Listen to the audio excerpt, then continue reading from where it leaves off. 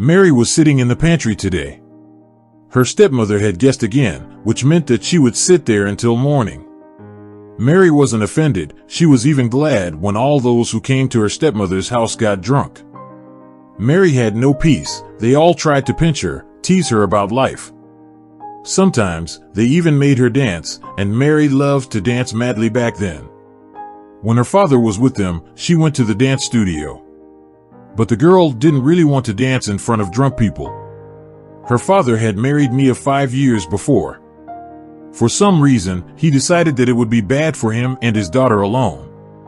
Mary's life had been a living hell ever since. And before that, they had a very happy family. Mary remembered how well they had lived before. Her mother had always baked a cake on the weekends. They had guests over, and it was fun. Papa loved Mama very much and bought her flowers very often. And then Mom got sick. For exactly a year, Mary and Dad took care of her. Dad took her to all the hospitals, but Mom died. When Mom died, Dad immediately turned to gray. All night, all last night, he sat by Mother's side holding her hand. He sent Mary off to bed, though she wanted to stay, too.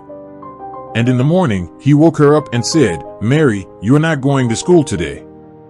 You will stay with a neighbor." Only after these words, the girl opened her eyes and looked at her father. And when she saw him, she screamed. At first, he didn't understand what was wrong with her. Then he looked at himself in the mirror, he understood everything and hugged Mary. "Don't be frightened, my daughter. It's not a big deal." Until the funeral, her father never said another word, not one word. He silently prepared everything, silently did everything. At the cemetery, he bent down to his mother. He stood like that for a while, then straightened up.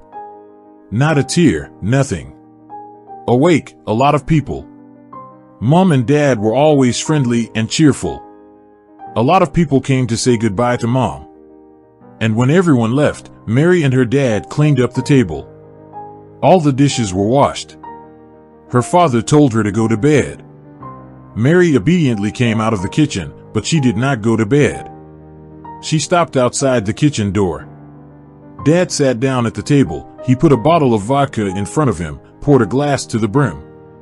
He drank it. He sat for a while, drunk again. And then he put his head in his hands and cried. Mary was very scared. She never in her life thought that Daddy could sob like that. She ran to her room and hid under the covers. She fell asleep quickly, for it had been a hard day. When she woke up, her father was making her breakfast. Everything seemed to be as usual except Mama was gone, and Daddy's hair was white. Mary was 9 years old at the time. She felt badly about her mother's death, but she tried not to show it. She saw how hard it was for her father, but she went to work and did household chores.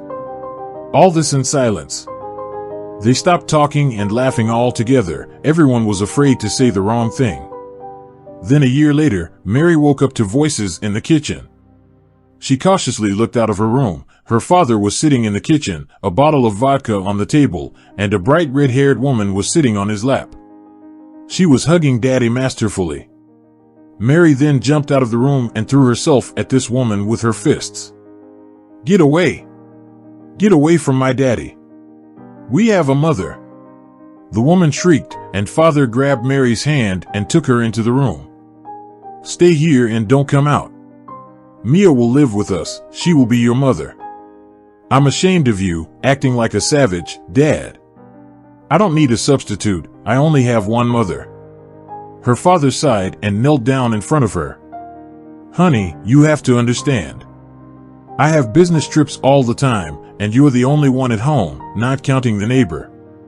When people find out about this, they'll send you to an orphanage. And Mia is normal, and I like her." That's what Mary thought. The father went out, and Mary was left crying in the room. Traitor, how could he? Mary came out of the room in the morning and immediately saw Mia. She was cooking something, and father was sitting at the table, smiling. Mary saw a bottle of beer in front of him. "Dad, beer in the morning? Come on, daughter, it's the day off. Mia gave me permission." Mia gave Mary an unkind look, but then her father turned to them, and Mia smiled widely. "Sit down, Mary, let's have breakfast." Mary wanted to mutter something angry, but she changed her mind. She wasn't going to make a scene, it was her father's choice. She would just see less of this woman. It had only been 2 weeks since her father and Mia had been married. Her father left on another business trip and never came back. His car went over a cliff at breakneck speed. My father was pulled out alive. The money was urgently needed. This was the only thing that could give my father a chance. Mia must have loved her father after all. She found the money by approaching a local oligarch. There was a man in a small town who owed everything. Nobody really knew anything about him. They said he was some old man who hardly ever came out to people. Sometimes you'd see his car driving through town. There were never any cars like that in town. For some reason, everyone was afraid of him, even though no one had ever seen him. There were a lot of tales about him. They thought he was almost a Bluebeard in town. No one knew where he had come from in their town, but about 7 or 8 years ago, several buildings in the very center of town were demolished, and then a huge castle-like cottage was built very quickly. Some said the man came here after some drama in his personal life, and some said that he was just a thug who was taking a well-deserved retirement. There was a bank in town that also belonged to this oligarch. It was there that Mia took a loan on some special terms. A neighbor told me that Mia went there firmly convinced that she would not get a loan, or rather to seem good to people. She went there knowing that she would be denied a loan. Mia would have lost nothing, and her reputation would have been greatly enhanced, but she got the loan. Mia was very upset, especially since the bank was aware of everything that had happened and offered to transfer the money immediately to the hospital account. The same neighbor said that Mia was nearly howled with rage. She had not expected such a turn of events. But there were too many people in the bank. People were watching her carefully, and if Mia refused the loan, they would stone her. Not literally, of course, but still. In fact, Mia had grand plans. She planned to sell that huge apartment in the center in the future, especially since the town was growing and expanding. She wanted to do it with the help of the same oligarch who had built a hotel here, a ski lodge, and run a factory that had stood half destroyed for 10 years. Her father had an operation, but it was not very successful. Her father survived, but one half of his body hardly worked. When he was discharged, Mary heard Mia yelling at him in the room that because of him she now had a huge loan, that she would never pay it off, that she should send Mary to the streets or something else he could think of. But that he should pay for himself. My father kept quiet, and in the evening, he and Mia got drunk. Well, to be more exact, her father was very weak, so Mia him a shot, and he fell asleep, and she continued her phone but in a different company, in a big room with no one to be embarrassed. Her husband was discharged. Why not have fun? That was the way it had been since that day.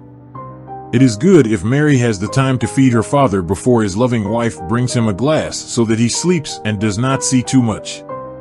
Otherwise, he starts screaming and falls out of bed. Mary had a hard time as well. She was in the way of Mia. In general, the girl felt that if it was not, then her father would have died very soon under mysterious circumstances. And then a strange thing happened. Mia had no money to pay the loan. She thought of something interesting. She brought to the house some young man in dark glasses. As Mary realized, he was some kind of loan officer or swindler. Mia gave him all her father's documents. The young man promised to take out a loan on him. He said they had a well-established system. The service cost exactly a third of the amount that could be taken. Mia agreed. She hoped to pay off her loan to get some more money.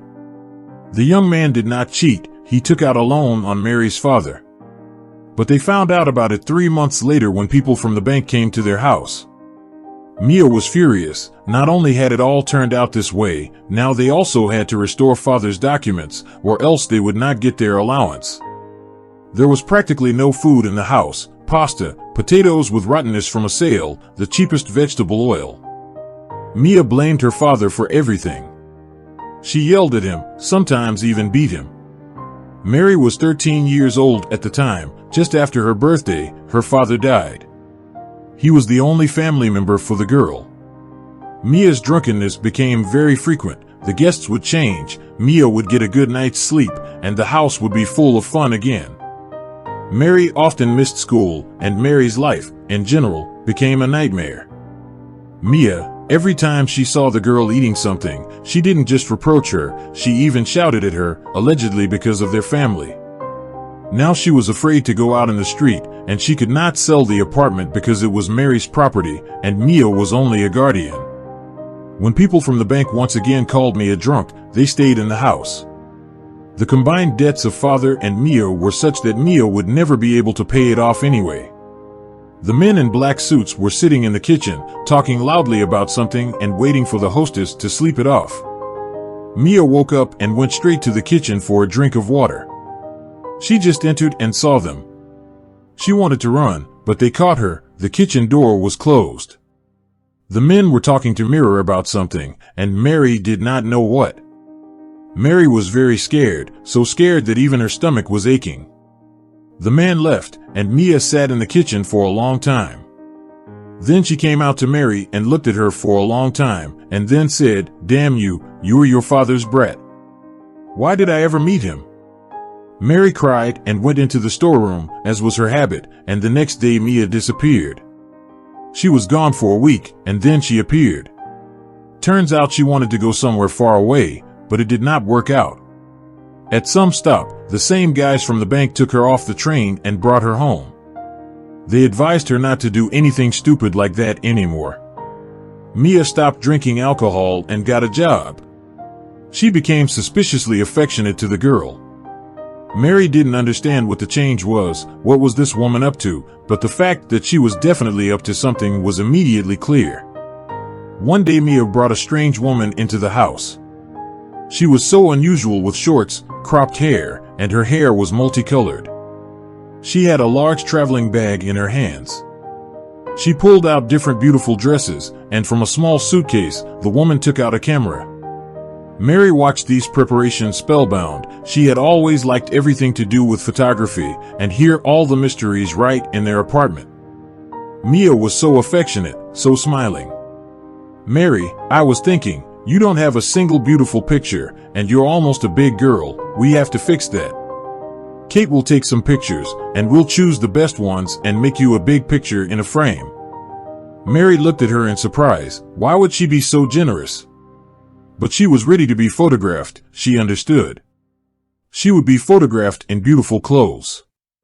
Mia was obliging. Every now and then, she corrected Mary's long, loose hair. She asked her to touch up her lips a little.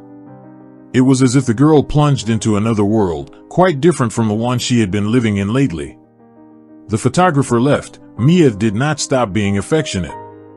They drank tea for the first time in all the time, calmly, without swearing. Mary didn't understand what was going on with Mia, but Mia had a plan in her head. The idea had been given to her by someone at another booze party. She didn't even remember who it was. But no matter how drunk Mia was at the moment, in the morning she woke up with one thought in her head. She had nothing to lose. She needed to act. It was quite possible that in this modern, depraved world, everything would work out. 2 days later, Mia brought the pictures. Mary was really beautiful in them. She looked like a child, but she was already a girl.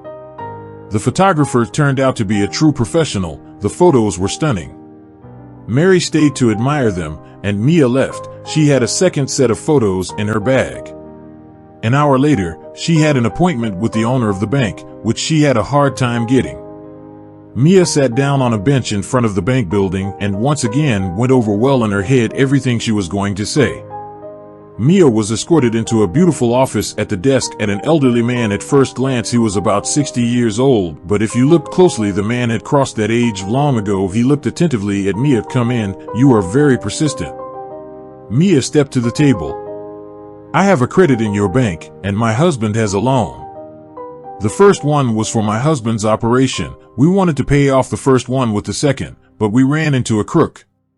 The man wanted to say something, but Mia hurried up. No, I understand that it's our own fault. My husband is already dead, and both loans are on me. I don't understand. What do you want?" You want me to forgive your debt? No, I know banks don't forgive debt. I want to offer you a deal that's very interesting. What could this woman whose blouse was bought 10 years ago offer him? But the woman's gaze betrayed a vicious and greedy person, so the bank manager decided to listen. You understand that I will never be able to find that kind of money. This debt will be due to me for the rest of my life. And what kind of life is it with you people following me around? They come barging into the house, and it's not profitable for you. You won't get any money anyway, and you'll only spend more when you punish me. I know that rich people have everything, even things we may not know about. I want to sell you the girl for the amount owed. The owner of the bank looked at her with surprised eyes. Somehow involuntarily, he burst out, Why? Why? She will be your slave, concubine, whatever you want, just don't let her out, that's all. I'll take care of that. I'll tell everyone that she disobeyed me, that I sent her to her aunt abroad, and that's it, no one will look for her. Mia puts Mary's photographs on the table. The man took them, looked at them, and shuddered, then began to stare, then at one photo, then another. What do you think of her? She's my stepdaughter. So you want to sell your stepdaughter into slavery for the amount of the debts? Yes. He looked at her and did not understand. Was she joking or was it serious? Then he realized there was no joke. He put the pictures in front of him. Go away, I'll think about it. Ninel went out, and Jack looked at the photo again. The little girl reminded him so much of his daughter, the same eye shape, the same hair. Why did you have such a life as a child? He looked at the photo for a long time and remembered. He had a daughter, his most beloved and dearest. His wife died in childbirth, so his daughter was everything to him. He was 37 when his daughter came along. He did everything for her, and she grew up and fell in love with some random con man. He told his daughter that this guy wanted one thing, her money, but she wouldn't listen. She went off with him secretly, so he couldn't change anything. Jack found her 3 years later, here in the local cemetery. No one really knew anything. People said there had been an accident, then they said she fell out the window. The crook was long gone. Jack drove here for 5 years, and then he moved here permanently when everyone here realized who he was. The police got a little more talkative. His daughter had really been killed in an accident. There were even suspicions that it was the con man who set the whole thing up when he realized she wasn't going to ask her daddy for money. But until now, no one could find him. But Jack was able to. Just a year and a half later, his guys brought this pathetic shaking creature to him. Jack wanted to just bury it alive, but he started bargaining. He said he could tell him things that Jack would be very interested in, and it was about his daughter. Jack agreed to listen and promised to keep the Alphonse alive. That's when Mikhail found out that he had a granddaughter, or rather had been. She was only 3 months old when the accidents happened. She was very sick and had been left at home that day with a neighbor, and when it happened, the bastard took her to an orphanage in the first city he could find. Jack didn't keep his word back then. For the first time in his life, he still didn't regret it. He was looking for his granddaughter, but they could not help him sincerely. The massive paperwork finally confused the traces. But that neighbor with whom his daughter had left her granddaughter assured him that the child was unlikely to survive. The girl was sick. She had already had a high fever for a week and was suffocating, and then an orphanage. Proper care for a sick person is impossible to achieve. Jack had been beating around the bush for years, but she couldn't find any trace of the granddaughter, and he couldn't have been the girl's grandfather. But he read the papers that Mia had brought him. It had been a nice, prosperous family until the girl's mother died. He didn't really know what to do. He understood that this unpleasant woman would not pay back her debt. She would pay a penny all her life, and then she would die with the debt, and the girl would go to an orphanage, although it is unlikely she will let her go.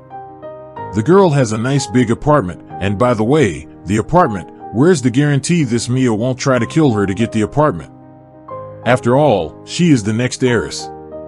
Jack didn't sleep well at night. By morning, he had made a decision. He would agree to this lady's offer, and then we would see. Mia was informed of the decision and told her the deal had to be completed within 3 days. We had to figure out how to lure Mary into the oligarch's house. Mary, the photographer really liked you, she said. She asked if you could pose for her again in some kind of photo contest. Of course, I'd be delighted. I'll take you tomorrow. Then you'll have your picture taken at the new oligarch's castle. Mary goggled her eyes. She had never even dreamed that she could get behind that high fence. In the morning, Mia and Mary headed in the direction of the castle. Mary yawned. She hadn't slept well. It was 5 in the morning outside. Why so early? The town is still asleep. Because it needs dawn, Mia replied. Mary believed it. She always admired pictures taken at dawn. Mary thought that sunrise and sunset were the best things to photograph. The door in the high fence was open to them at once. They walked through a beautiful large room, and an elderly man came out to them. Mary looked at him with all her eyes. Mia first began to ask for some papers. He sat down at the table, signed something, and gave it to Mia. She, without looking at Mary, rushed to the exit. Mary looked around in confusion. Finally, she turned to the man. Excuse me, when is the photographer coming? What photographer? Well, Mia said I was invited to be photographed. No, baby. Mia sold you for debts. Mary looked at him confused. What do you mean sold? Is there such a thing? Everything happens in our world. Sit down, let's have breakfast. He pressed the button on the table, and immediately the door opened, and a man in a black suit appeared. He was carrying a tray, and after him, a burly lady followed, also carrying a tray. She put the tray in front of Jack, opened the lid. Jack grumbled, porridge. The woman pretended not to hear. Jack sighs, and walked over to the girl. She opened the tray too and looked at her. She froze. The lid of the tray fell out of her hands. She clamped her hand over her mouth. Mary jumped up to her. Are you okay? Well, Jack watched Eva's reaction. He expected her to be surprised, but this reaction was too much. Eva tried to say something, but he looked at her menacingly. Eva had been around ever since they had their daughter. She had been the nurse, the cook, and the helper in everything. Who better than her to remember what her beloved girl looked like? Eva was gone. She was very pale. Listen, Mary, you are a modern girl. Do you know what happens to those who are sold like you are? The girl nodded. And I said once, you don't look like a monster. Thank you, of course. And how old are you? I'm 15. I'll be 16 soon. Jack even shook his head. How many coincidences? His granddaughter could be that age now. Listen, let's do this. You stay with me, there's plenty of room in the house. We have to convince your stepmother that you couldn't get away from me. You can't go back anyway, she'll want to get rid of you. I'll see what I can do about it, I'll find out everything. Why? What? Why do you want to help? Means that of reselling me, for instance? Oh, that's a good idea. The girl went pale. Calm down, Mary. I'm joking. You look a lot like my daughter. So much so that's Eva dropped the tray. That's why I can't get past your fate, especially since you were sold to me. What about your daughter? Where is she? Jack was silent. He never answered such questions. No one had ever dared to ask him one, but Mary looked at him without blinking. She died a long time ago. It's happened 15.5 years ago somewhere in these neighborhoods. Excuse me, Mary, Eva will show you to your room. You'll be bored with me. Find something to do. You can't go outside the gate though. They won't let you out. Jack rubbed his eyes tiredly. The more he was around this girl, the more he found similarities with his daughter. Who knew it was just wishful thinking, but he couldn't help it. Mary got up and followed. She had already recovered and pulled herself together. She opened the door to the room. Here, come in, the girl answered and froze. She had never seen such splendor. Eva smiled. Do you like it? Very much, it's beautiful. Don't you have any things? No, I was sold without my things. What do you mean sold like this? As a slave? Eva froze. She knew her master well. This girl was talking some nonsense. Eva was already elderly, only 5 years younger than Jack. She had known him for a long time, but to do such a thing? Some kind of confusion in that girl's mind. But closer to lunchtime, Eva already knew the whole story. She was wiping her eyes when the girl finished her story. "Mary, you don't have to worry. Mr. Davis won't do anything bad to you, and I know it." "How do you know?" "Well, he has such good eyes." Eva showed Mary the whole house. She showed the greenhouse. Mary saw a camera hanging on the wall near the fireplace. "Can I take it?" "Mary, be very careful. This machine is Jack's daughter's." Mary saw that the equipment was prehistoric, but she could see that it was very expensive. She looked at it, touched it. How she wanted a camera too. Always. The girl sighed and hung it up. When Jack entered the house, he almost fainted. At the window stood his daughter in her dress, twirling her camera in her hands. A second later, he realized it was Mary. They sat down to dinner. Jack had already changed into his robe, and Mary noticed a strange pendant on his chest. She felt hot somehow. She did not understand why. Eva was pouring her tea, and Mary asked him, "You have such a strange pendant. It doesn't look like a man's pendant." Eva gave her a warning look, but Mary smiled. "It's just that I have one just like it. I thought it was girly." Eva put the kettle on the table with a clatter. Jack stood up and walked over to Mary. She looked at him, frightened. "Mary, show me the pendant." The girl took off the pendant, which had always been with her for as long as she could remember. It was strange. It was semicircular on one side and kind of torn on the other. If you took a ball of dough and tore it open, about that on even one edge was. Jack removed his own. The two halves came together and clicked. Evil was whiter than the dishes on the table. "Oh my God, what on earth is going on?" Jack's heart began to ache. He slipped a pill under his tongue, called the head of security, and locked himself in the office with him. "Aren't either. Did I say something wrong? Oh, child, I don't understand it myself. What's going to happen now?" The head of security jumped out of the chief's office with a red face. Mary saw 2 cars drive out of the yard. No one in the house was asleep. Somehow, without talking, everyone was sitting in the living room. Every now and again, Eva brought tea, cakes, and candy. It was as if everyone was waiting for something. Jack's phone rang. "Yes, okay. I'm waiting." Silence again. 15 minutes later, the noise of the cars was heard. Almost immediately, the head of security entered the house, and with him, a woman. She was terribly frightened.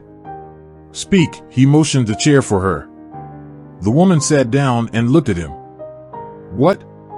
Everything you told me? I was working in an orphanage when this girl was dropped off on our porch like a puppy.